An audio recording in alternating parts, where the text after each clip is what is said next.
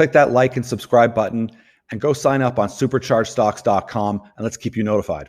Good morning and welcome to Supercharged Stocks. It's Andrew O'Donnell. It's a pleasure to have Chad Williams with us, and he's going to be talking about Honey Badger.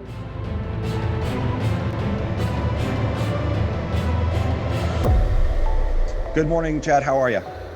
I'm very good, Andrew. How are you? I'm excited. I'm always excited. It's a very stressful time, but it's also an exciting time, depending on how one's energy is focused. A lot of you people will know who Chad Williams is. He's the chairman of Red Cloud. Amongst other things, there's a long track record to go by, but also was a top analyst over at TD, I believe. We're really excited to talk to Chad because silver is in the news a lot. I'm a big fan of silver, not only for its fiat currency play and its value, but as an industrial metal. And this is a very interesting project on a number of levels. And I don't want to take anything away from you, but Chad, tell me what attracted you to Honey Badger? Yeah, so Honey Badger Silver, the reality is, why I'm involved is because I want to make money and lots of money. And I believe the way to do it is through this vehicle. Of course, no one gets up in the morning and says, oh, geez, I need to buy Honey Badger Silver shares. Okay, no one says that, okay? But everyone wakes up in the morning, not everyone, but 99% of the people wake up in the morning and say, I need to make money. I need to generate wealth. I need to transform $1 into $1.10 or $10 or $100. And hopefully Honey Badger Silver is one of those vehicles, okay? And it's an alternative. It's a little story. It's a tiny market cap. I am just getting started in it, so it's new in some ways. Although I've been involved as a shareholder for years and years, and on the board for many months, but as the main driver, the main driver of energy and enthusiasm, I've only been doing it for a couple of months. So hopefully your listeners take a chance on us and me and our board and everybody else in the company with the hope and desire to make money. Right off the bat, I have a thing, I always call it the market, the model, the mindset. And we're in the market, the junior space, for a specific reason.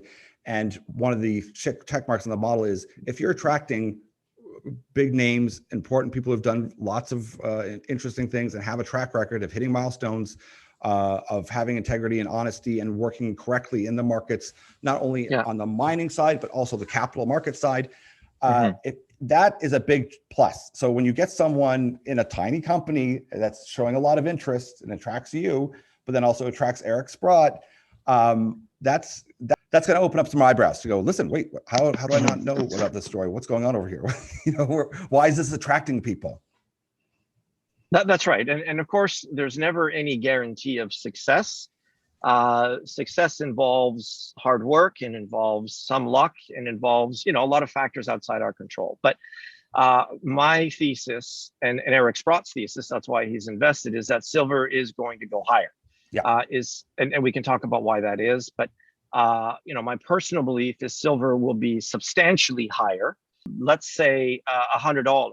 And if it is $100, or if it goes to $100, then I want Honey Badger to be a billion market cap company from its current 10 million US market cap. So, that's an incredible increase in value if a certain series of events take place.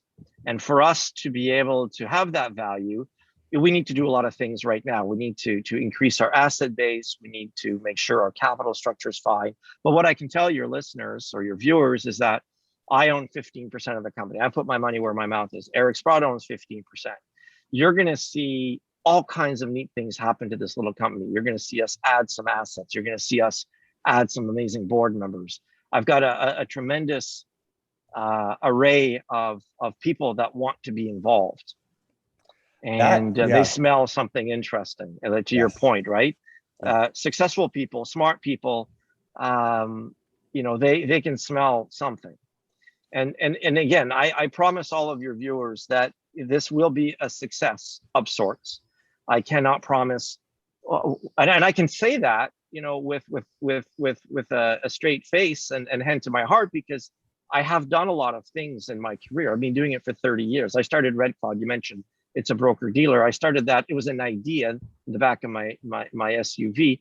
It's now 50 employees, and it's got tremendous market share. You know, I took Victoria Gold when I was a CEO during the financial crisis from 20 million market cap to 500 million market cap. You know, it was absolutely one of the best performing stocks of any category in that 4-year period. You know, for not just mining, okay? Yeah. And so I know how to do it. I have done it before.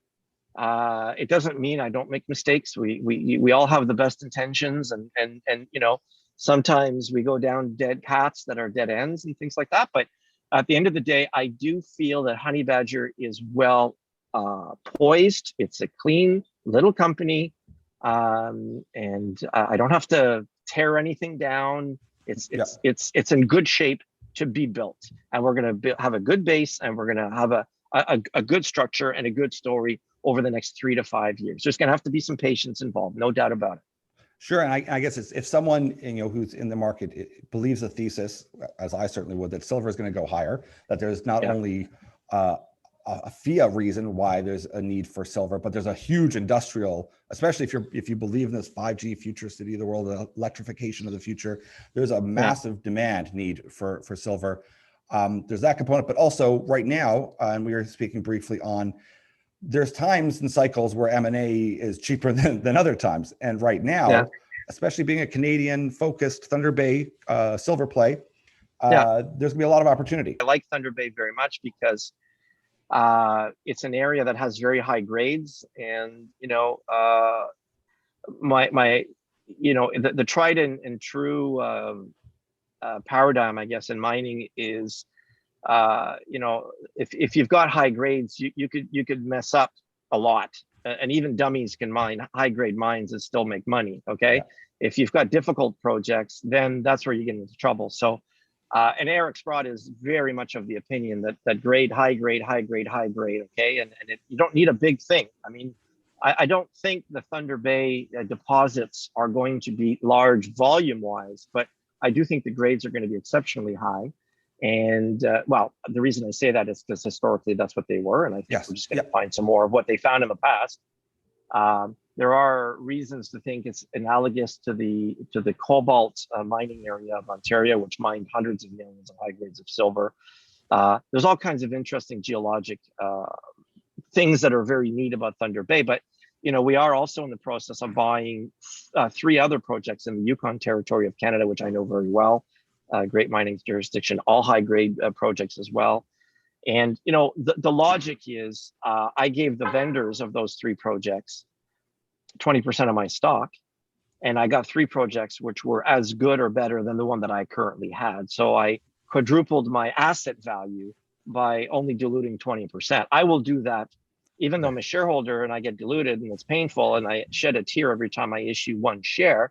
That's the kind of transaction I'm going to hopefully keep trying to do. This could be a silver stream in development, in the making down the road. Could we say that this is a thought pattern, or could it get to that point? Well, you know, one thing is for sure, I'm extremely innovative. I would say, you know, let the record show that I have been the most innovative person, certainly in mining capital, for the last 20 or 30 years. I'll give you some examples, okay? So Red Cloud is a brand new concept. It's a completely different type of broker dealer, okay? And that's why we have been successful in what has been, other than the last 6 months, a horrific mining market. Okay, it's because we have a different business model. I actually invented the silver streaming, or streaming in general, but the streaming concept. It was a discussion between a guy called Bob Quartermain, who was running Silver Standard Resources, who I'm a huge fan of, Mr. Quartermain, huge. And in many ways, I want Honey Badger to be Silver Standard 2.0, okay? And it was a discussion with Mr. Quartermain and Ian Telfer, who was running Wheaton River at the time, who was producing a little bit of silver. So I said, Bob, why don't you buy some of the silver from Ian? And they both went, Eureka, do it. And then, you know, Ian decided to do it on his own and commercialized it. He deserves full credit for the commercialization. The point I'm trying to make is, you will see Honey Badger be innovative. We're in discussions with a digital silver provider. Okay. On our list of criteria, number one is a stream or a royalty. Yeah. It's the best business model. Okay. Yeah. And now that being said, we do have modest means right now. I don't want to blow out the capital structure. So, so number one is a stream or royalty of a producing asset. Number one is a stream or royalty on a non-producing or near-term producing asset. Number three would be lots of ounces in the ground, hundreds of millions of silver ounces. They may not be economic right now, but if my thesis is right, then I could buy for $1 an ounce, 2, 3, 500 million ounces of silver, or 50 cents an ounce, or 5 cents an ounce, or whatever the case may be, depending on the grade, the location, and all of that. And then, as a shareholder, I will have tremendous upside. Let's call it optionality. We're going to be an amazing call option on silver. And I mean, once again, one of the things I always look at is that whenever someone has high expectations and a big plan is, do they have the management to do it? And without a doubt, I mean, that's obviously clear that you've done it before. This is a highly experienced capital markets crew that's going to be active in the M&A market, looking for opportunities. So for me, it's looking at something this early, and I always kind of use the term in ahead of the curve, is like you're getting there real early. Not a lot of people paying attention right now. That's right. I'm sure that's not going to be the case for very long. So this is a huge opportunity to get in at literally the ground floor. I think so, and I bought some shares recently, so I still think there's very good value. I'll continue buying shares. First of all, some people will get it and they'll buy shares right away. Okay. Others will say, okay, Chad, you seem like a good guy or whatever. I'll wait for you to execute, and I get that too. Okay. And so it'll be people will get in at whatever time makes them comfortable. And that's okay. I get that. But I would also like to make sure that, because I'm a big shareholder, I will not do anything stupid. Yeah. And sometimes that means it may take me a little bit longer. So people have to be patient. Yes. It also means that if I do a transaction and it may not look good superficially, I remember Seymour Schulich, who was a big mentor of mine. He started Franco-Nevada with Pierre Lassonde. Seymour told me, he said, if I do a transaction and my investors and the market hates it, I know I've done a good transaction because I was able to see value where others haven't been. Yes. So folks need to be a little bit patient because we may buy something. It wasn't the case with Victoria Gold. In fact, I remember because we did a little bit of M&A and people were nervous. And from the very first transactions, the stock took off. And then people went, okay, I get it. And keep doing M&A. Yes. But then we slowed down a bit because, the criteria, they just don't come along, Yes. It's timing. Timing's everything. I think the timing is very good right now. And we're looking at about 100 different things. There's no guarantee we're going to announce anything tomorrow, today, next week, a month from now, even a year from now. Yeah. Because we're dealing with counterparties that are selling assets. It's humans, it's valuations, it's regulatory things. Yeah. But we'll do it. And luckily, I mean, the people that I speak to and that I kind of attract, they're not traders. I'm a terrible trader. Even whenever I was at Merrill Lynch, I don't like to trade. It's not my thing. I like to be involved in companies that are long-term and I consider short-term a couple of years. Let's put it that way. So okay, good. I like opportunities that are going to give me maximum value on a realistic time frame. So a lot of times I try to caution people if they're generalists or they're just getting excited about the market is that this, it's not GameStop.